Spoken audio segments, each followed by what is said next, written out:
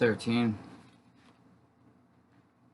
I think you must be correct, Captain, Zael quietly answered after studying the figure in detail.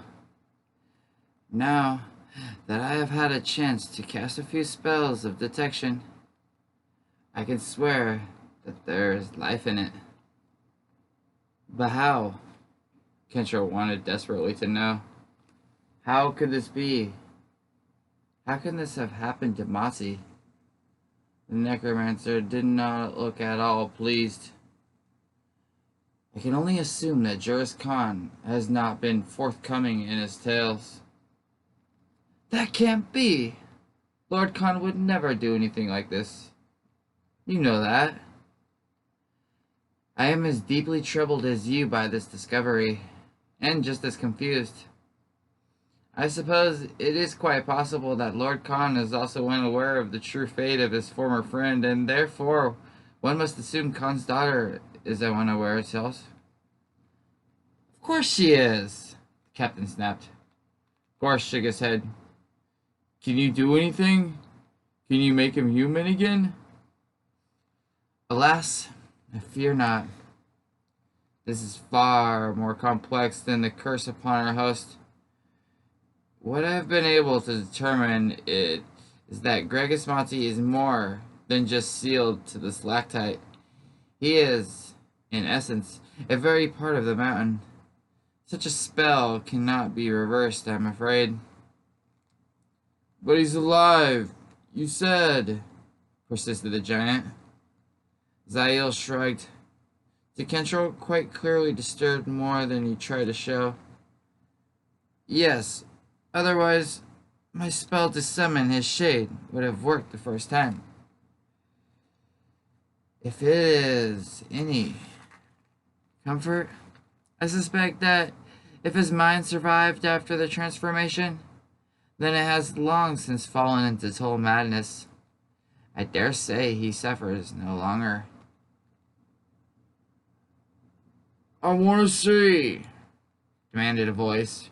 Take me out so I can get a good look at him. From the pouch, Zael produced Humbart Wessel's skull.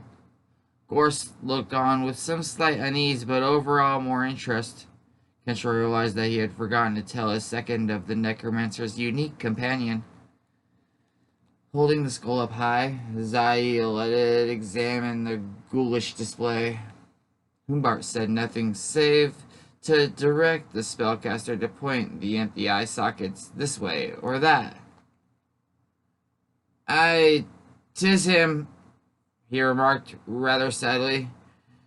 "'Tis old Gregus come to a more ill end than myself." Did you sense anything? The necromancer asked. Any hint of who might have done this? This is powerful sorcery, lad. I can't tell. Believe me, I'm sorry. You're right on one thing, though. This can't be changed. There's no way to make him human again. Kentra tried hard not to think of what must have been like for the man. Had he suffered so much? Had it been as Zael had suggested? That perhaps Gregus Monty had been cursed to this form with his mind still functioning? All those centuries trapped like this, unable to move, unable to do anything? Why? The captain finally asked. Why do this? It looks more than punishment. You saw what happened, Zael. He let out a scream that alerted those winged beasts. Yes. Apparently he is part of some method of warning. The necromancer turned toward the key of shadow. I'm wondering if perhaps he did so because we were too near this. That makes no sense. We'd be the last ones to want to touch the crystal. Yuri needs that in place too, or else it won't matter that we set its counterpart atop Namir. Zael reached for the artifact as if to pick it up, at the same time watching to see how the monstrous figure would react. The all-too-human eyes suddenly widened, almost glaring at the presumptuous necromancer. However, this time no scream alerted guardians.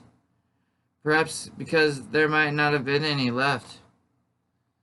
As Zael withdrew his hand, they saw the eyes of the Sentinel relax, then close again. The mouth remained open in mid-scream. He does guard it. Interesting. I recall that when you walked up to him, I shifted position slightly, which would have placed me about as near to the crystal as I was just now. That must have been what caused him to react. So what do we do now? Asked Gorst. Kentrell sheathed his blade. There doesn't seem much at all for us to do. We might as well make our way back. There's no telling how far along Sin might already be with the spell. Zaya looked at the ceiling. I still sense great forces at work. But you are correct.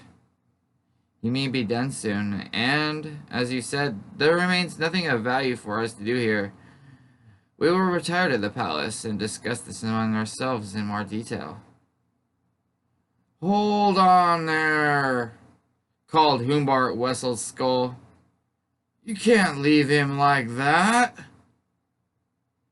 Now, Humbart... But the skull would not be silenced.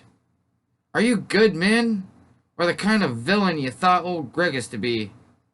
Captain Dumont, what would you do if one of your fellows lay trapped and bleeding badly on the field of battle, and you couldn't take him with you? Would you leave him for the enemy to do with as they pleased? No, of course not. The veteran officer understood exactly what the ghostly voice meant. You never left a comrade behind to be tortured by the foe. You either let him take his own course of action, or with your sword, you did it for him. Kentrell had been forced to such action more than once, and while he had never taken any pleasure in it, he had known that he had been doing his duty. No. Humbart's right. Drawing his weapon again, he approached the ensconced Gregus Matzi and, with much trepidation, started tapping at the torso in search of a soft enough spot. Unfortunately, his initial hunt revealed nothing but hardened minerals. The spell had been very thorough. Allow me to... Captain, I think my blade will better serve. Zael came forward with the ivory dagger, but Kentrell stepped in front of him. Give me the weapon. Necromancer, I know best where to strike to kill a man quickly and cleanly. This has to be done right. Bowing to the soldier's experience, the cloaked spellcaster turned over the dagger to Kentrell. The captain studied the rune-inscribed blade for a moment, then turned his attention once more to Gregus Matzi. As he raised the dagger to strike, the eyes of the limestone-encrusted sentinel suddenly opened, focusing upon Kentrell with such an intensity that it made the fighter's hand shake. On a hunch, he moved the dagger slightly to the side. The eyes followed the weapon with especially keen interest. There and then, Captain Dumont realized that the mind of the sorcerer remained intact. Insanity had not yet granted Gregus Matzi any escape from his tortured existence. For just a short moment, Kentrell hesitated, wondering if perhaps there might be some way yet to free the man. But then the eyes above his own answered that question, pleading for the soldier to do what he must. Heaven help you, the captain muttered. With a prayer on his lips, Kentrell thrust the dagger into the chest of the area with expert precision. Not one drop of blood emerged from the wound. Instead, a brief gust of hot wind, smelling of sulfur, burst forth, almost as if Kentrell had opened a way to some volcanic realm deep within the mountain. It startled the mercenary, so much that he stepped back a pace, withdrawing the blade as he retreated. He expected another hellish cry such as had brought the imps to attack, but instead only a tremendous sigh emerged from the frozen mouth. In that short-lived sigh, the captain heard more than just a death. Heard Gregis Matzi's relief at being at last released from his terrible prison. The eyes gave him an almost grateful look before quickly glazing and closing for the final time. His curse is ended, whispered Zael after a time. He has left this terrible place. The necromancer gently took the dagger back from Kentril. I suggest we do the same. Rest well, Gregis, Skull muttered. Much subdued, the trio completed their ascension through the caverns in silence. They had gone in search of the evil sorcerer and found a fellow human being in torture. Nothing they had assumed had proven to be fact, and that bothered all of them, Kentril most of all. Exiting through the shaft by which they had first entered the mountain, the fighters separated from Zael, who advised that it might not be wise for the three of them to return together. I will spend some more time out here, then return as if from the city. We need to meet again later, Captain. I feel we both have questions we wish answered. Kentril nodded, then with Gorse trailing headed back to the palace. Although the unsettling events in the caverns remained an important part of his thoughts, Kentril could not help but think that more and more the outcome of Sin's work as he neared Lord Khan's abode. Had that, too, gone awry? Was nothing to be as had been assumed it would be? To his further apprehension, he and Gorse discovered the gates, the entire entrance, in fact, utterly unmanned. Worst, as they entered the ancient edifice, both quickly noticed that not a sound echoed throughout the vast palace, almost as if the deathly quiet of abandoned ruins had swept once more over the kingdom. Down an ominously empty hall, Kentril and the giant cautiously journeyed, searching in vain for some hint of life. At last, they came across the massive doors to Juris Khan's sanctum. Kentril glanced at his friend, and then reached forward. The doors swung open of their own accord, revealing a reverent crowd kneeling before the dais occupied by the robed lord's tall, regal chair. A chair, now empty, for Juris Khan stood among his flock, reaching down and then to touch guard, peasant, and courtier alike upon the back of the head, giving them his blessing. Near his side, Atana followed, her expression enraptured. Utter silence filled the room, the silence of awe and respect. Yet it seemed that even the wonder of her father's freedom could not withstand the pleasure Atana manifested when she saw Kentril at the door. She immediately touched Lord Khan on the arm, indicating to him who stood at the entrance. Kentril Dumont! The elder monarch called cheerfully. Let you and your good man come forth and be part of the celebration. For surely you are much a reason for this glorious moment, as the masterful sorcerer. He indicated with one hand a very self-satisfied quoth Sin.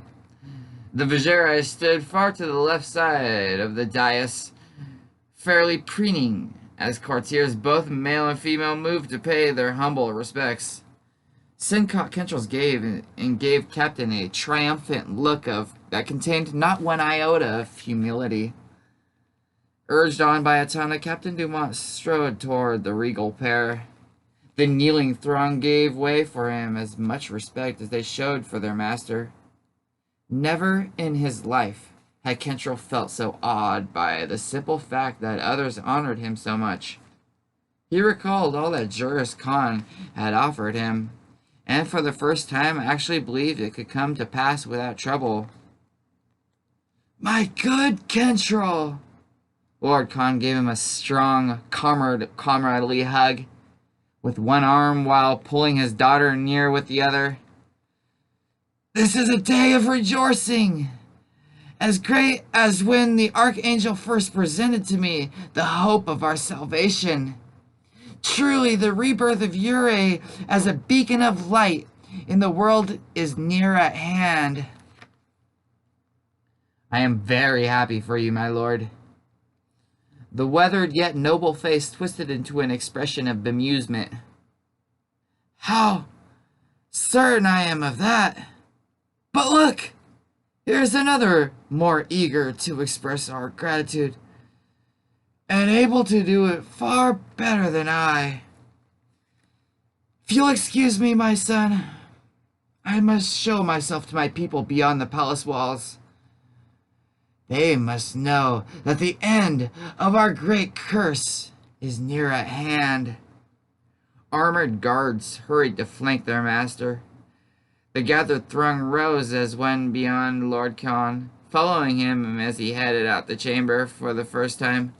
Atana guided Kentril to the side so that they would not be swept away by the human flood. Gorst, grinning, let the pair be, the giant instead breaking his way through the crowd as he headed toward Quoth Sin. All my hopes, she breathed, all my dreams, they come true at last, Kentril. And there is no one to thank for that but you. Atana? I think you might want to thank Sin some. He broke the spell on your father, after all. Atana would not hear his protests. The Vajere Master provided the mechanics of my father's freedom. But I know that you urged him on. You enabled him to convince my father that we would be served best, and would serve best by not seeking the pathway to heaven again. She leaned up and kissed him. My thanks for all that. I'm just glad it went well. That it did. But all the while I worked with them, could not help but thinking of you. So much so that I feared a couple of times that I might accidentally ruin the spell. Her eyes twinkled as she looked at him. Much better to see you before me than only in my imagination. A brief frown graced her exquisite visage. Why, Kentril, you're dusty, and your cheek is bloody. What's happened to you? In all the excitement, he had forgotten about his appearance. Kentril had not decided yet what to say about Gregus Matzi, so in the end, he could only reply, as a soldier, I'm used to training. I took a run outside, then a small climb. He shrugged. Lost my hold once and slid down a few yards. How dreadful! You mustn't let that happen again. I won't have it. I won't lose you now. Although her reaction caused him to regret his lie, Kentril did not change his story. I'm sorry to worry you. But her mood had actually begun to lighten. Never mind. I've just realized that you must come with me to the grand balcony. You've never been there yet before. That's where my father's gone now. Then we shouldn't bother. No! You must be there. She pulled him in the direction Juris Khan and his court had gone. Because of his lofty location, the palace of Ure's rulers had, of course, many balconies, but none so vast as the grand one upon which they found Atana's father already standing. Kentril estimated it to be wide enough to hold more than 100 people, with its gleaming white marble floor and stylishly carved stone rail. It likely served also as a place where guests congregated during state functions. He even imagined that during the height of Yuri's power, it acted as a place for elegant outdoor dining. At the moment, however, it served a more important purpose. To the captain's astonishment, Lord Khan did not face his court, but rather leaned forward over the rail, calling down to the city below. And evidently they could hear him well despite the distance, for cheers arose at some remark he made, cheers that lasted for quite some time. 6 guards stood in attendance near the white-robed figure, each bearing a torch that the captain assumed somehow enabled those in the city to see their master. Another half-dozen soldiers stood watch, making certain that no one attempted something so foolish as to push Juris Khan over the edge.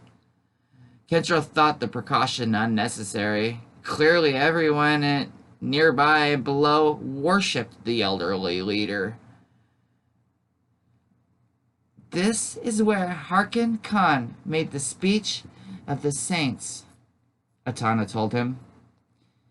This is where my grandfather Zular Khan married my grandmother and presented her to the people. This is where my father spoke the words of the archangel for all to hear. How can anyone possibly hear him all the way up here? Or even see him, for that matter? Come look! Kentrell had no intention of becoming part of the event, but Atana proved quite determined. She pulled him forward, but far to the right, to where Lord Khan continued to speak. As they reached the rail, Kentrell noticed a pair of gleaming metal spheres with rounded openings pointed in the direction of the masses below. What are those? The scarlet-tressed woman pointed out an identical duo on her father's left.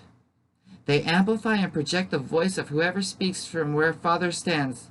At the same time, an image several times larger can be clearly seen by the crowds below.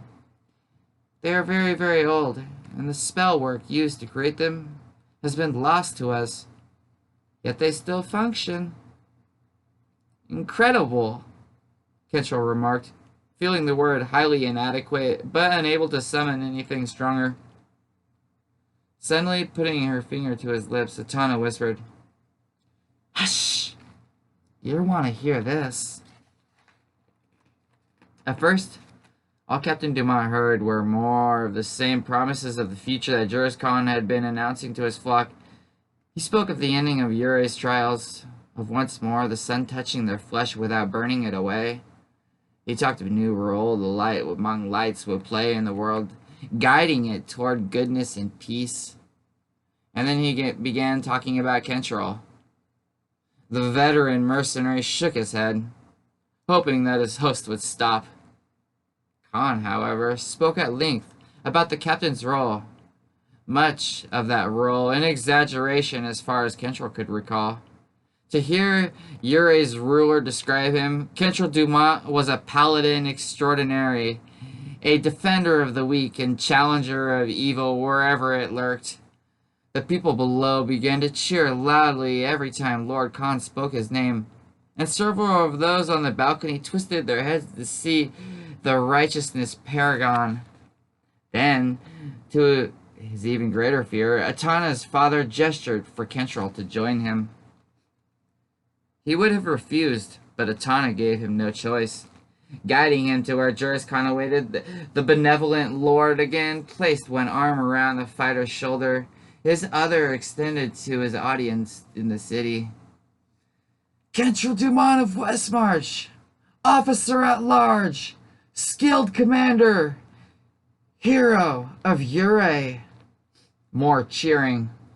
Shortly to take up new mantle, general of this holy realm's defenders.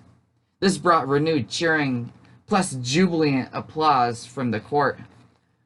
Kentrell wanted nothing more than to melt into the background, but with Atana tightly attached to his other side, he could not move.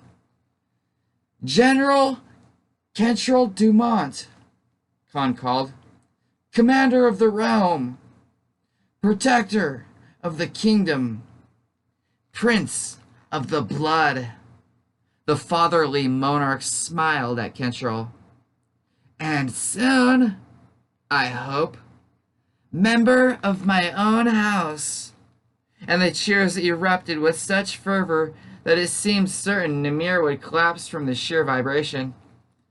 Kentrell stood confused for a moment about what at last that meant, but then Juris Khan placed the mercenary's hands atop Atana's, and eyed both with much favor. Only then did the captain realize that his host had just given his blessings for the two to marry.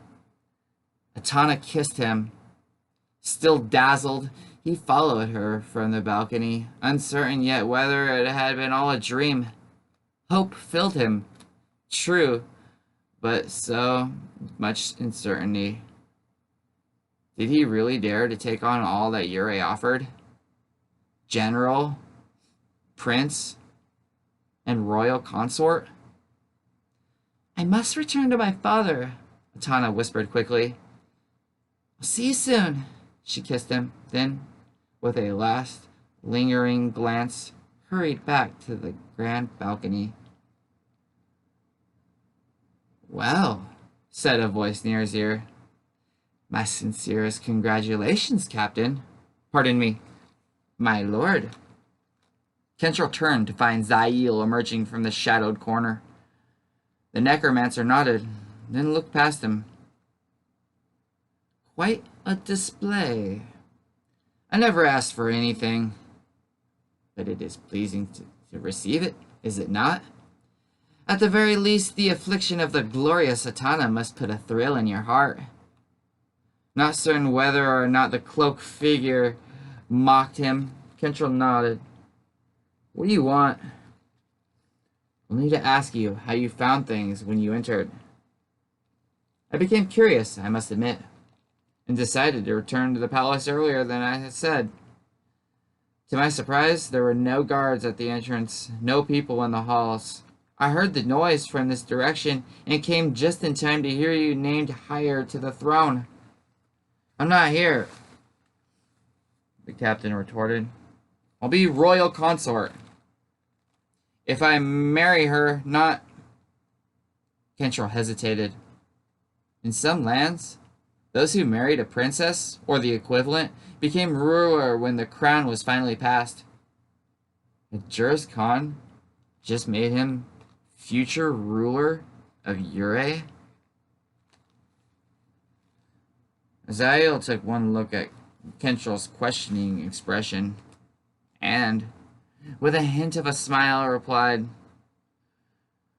No, I do not know how the line of succession works in Yurei. You may be right, or you may not be right. Now, come, we likely have but moments together before she returns to see your dressings properly for your new roles. What do you want to know? You say anything about Gregus Mati? Captain Dumont felt insulted. I keep my word. I thought as much, but I had to ask. The necromancer's eyes narrowed to slits. Tell me as best as you can what happened to you since you entered. When Kentrell had related to him everything as detailed as the fighter could, Zael frowned. An interesting but uninformative tableau. What did you expect me to tell you? I do not know. Just that I felt something should have given a hint to our next course of action. The necromancer sighed. I will return to my quarters and meditate on it. If you should recall some significant moment that you forgot to mention, please come to me at once. While he doubted very much that he had forgotten anything of value, Kentrell promised Zael that he would do as the spellcaster desired. As Zael departed, Kentrell suddenly thought again of his present condition, realizing that he had stood among the nobles and before the people of Yurei, dressed in his dusty, worn garments. Although it was already too late to rectify that situation, he could at least present a better image when next. Especially Atana and Juris Khan saw him. Surely now would be the time to don the regal dress uniform he had worn at the private dinner. At the very least, it would serve him until he could procure other appropriate clothing. He started for his quarters, only to see down the hall Gorst and Sin. The Vizier seemed quite disturbed by something the giant was saying, and when Sin noticed Kentrell, he glanced at the captain, as if the latter had just burned down Yurei's treasure trove of all magical tomes. An uneasy feeling coursed through Kentrell, and the glance Gorst gave him over his shoulder only strengthened that uneasiness. He picked up his pace, praying that he had read their faces wrong. "I told him," Gorst said as the commanding officer neared. "I had to." "By the seven-eyed demon Septumos, Captain Dumont, what were you thinking? Why I was not informed?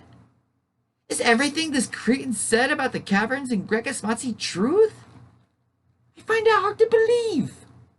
"If Gorst told you, then it's true," Kentrell replied, cutting off the sorcerer's tirade. He had no time for this. What had the other mercenary been thinking? Gorst usually had a left head.